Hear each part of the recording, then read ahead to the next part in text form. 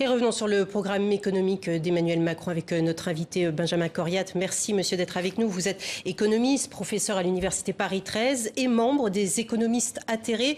Très brièvement, on va faire un petit point sur ce que c'est que les économistes atterrés pour nos téléspectateurs qui peut-être ne connaissent pas le collectif. Ça a été créé en 2011. En 2010, oui, et en fait, en réaction à la crise financière mondiale, pour faire un peu la critique des politiques néolibérales qui, à ce moment-là, ont explosé et ont montré leur nocivité. Voilà, en 2 mots.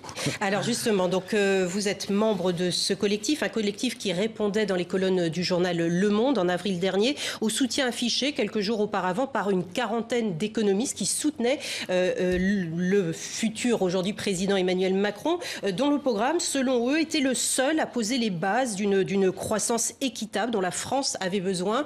Emmanuel Macron, vous venez de le dire, qui est, selon vous, néolibéral. Qu'est-ce qu'on entend par ce terme-là?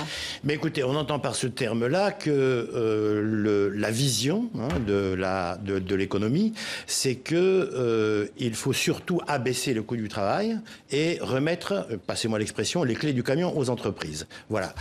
Et donc, dans le cas du programme de M. Macron, ça se traduit par 120 000 fonctionnaires en moins, 60 milliards de budget en moins, une loi travail qui a déjà été mise en pièces, qu'on va remettre sur le chantier par ordonnance. Comme exemple de démocratie, vous conviendrez que ça pose quelques problèmes. Absolument rien sur les questions d'écologie, qui sont pourtant essentielles, puisqu'il est annoncé 3 milliards par an pendant 5 ans, c'est-à-dire 15 milliards, à peu près 10 fois moins de ce qui est nécessaire. Donc voilà, si vous voulez, cette combinaison de retrait de l'État, si on peut dire, flexibilisation du travail extrême, comme elle est annoncée, pour nous, c'est une politique néolibérale. Alors, comme vous le dites, c'est pour vous, pour les économistes atterrés. Je pourrais dire qu'il y a autant de visions du programme économique de M. Macron qu'il y a d'économistes. Ce matin, la Paris School of Economics, qui est donc totalement indépendante, qui n'est ni pro ni anti-Macron, se fondant purement sur les mesures de l'ancien ministre de l'économie, parle d'Emmanuel Macron comme étant un libéral de gauche. Alors certes, avec un programme qui va dans le sens du mécanisme du marché, mais en maintenant l'État-providence et les services publics. Ben ça, c'est ce qu'on va voir. Hein, c'est ce qu'on va voir. En tout cas, ce qui est annoncé, c'est que pour ce qui concerne les régimes de retraite, ils vont être harmonisés. Alors ça, c'est une jolie formule, mais la question, c'est vont-ils être harmonisés par le bas ou par le milieu, vous voyez bien. Donc pour le moment, il y a une grosse incertitude. Il y a ça. Sur la question de l'indemnisation chômage, on va retirer l'indemnisation chômage des mains des partenaires sociaux et c'est l'État qui va faire ça en augmentant en plus la CSG. Donc si vous par voulez... contre, il y a quand même l'assurance chômage dont vont pouvoir bénéficier les indépendants, les artisans, etc. Ça, c'est quand même une nouveauté qu'on peut dire sociale et de gauche. Alors sur le principe, alors là, il n'y a pas de souci. Sur le principe d'étendre l'assurance chômage aux non-salariés, hein, puisque c'est de ça qu'il s'agit, dans le principe, c'est une excellente chose. Donc, nous sommes défenseurs de ça. Hein. Après, la question, c'est comment ça va être fait. Ce qui est un tout petit peu embêtant, c'est qu'on annonce cette extension tout en annonçant qu'on va faire des économies de 12 milliards d'euros sur l'assurance chômage.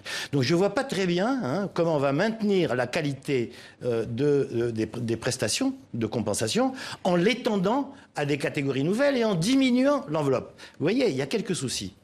Un mot sur l'Europe également. Emmanuel Macron se rendra lundi à Berlin pour rencontrer la chancelière Madame Merkel. Emmanuel Macron qui s'est prononcé à plusieurs reprises sur une relance de l'investissement en Europe, appuyé sur un budget commun, contrôlé démocratiquement par un parlement de la zone euro. Quel est votre point de vue, vous, économiste atterré que vous êtes? Pour ce qui nous concerne, ces objectifs sont bons. Il faudrait rentrer dans les détails, hein, mais le principe de s'appuyer sur l'Europe pour faire de la relance, d'instaurer un contrôle de la zone euro et une bonne gestion de la zone, tous ces principes sont, de notre point de vue, en tout cas du mien, tout à fait positifs. La question qui se pose, c'est que quand on regarde le programme de Macron et quand on discute avec ses experts, parce qu'on a l'occasion de se rencontrer, leur idée c'est il faut d'abord être un bon élève de l'Europe, il faut d'abord faire les 3%, il faut d'abord faire les réformes structurelles, ce dont on a parlé tout à l'heure, pour ensuite pouvoir négocier. On pense, nous, et je pense personnellement, que ce n'est pas la bonne méthode. C'est-à-dire que si on commence par plier sur tout, on n'obtiendra rien. Donc autant les objectifs sont tout à fait, vont dans la bonne direction, autant sur la méthode, personnellement, et nous avons de grandes interrogations sur le fait qu'elle permettra d'aboutir à des résultats.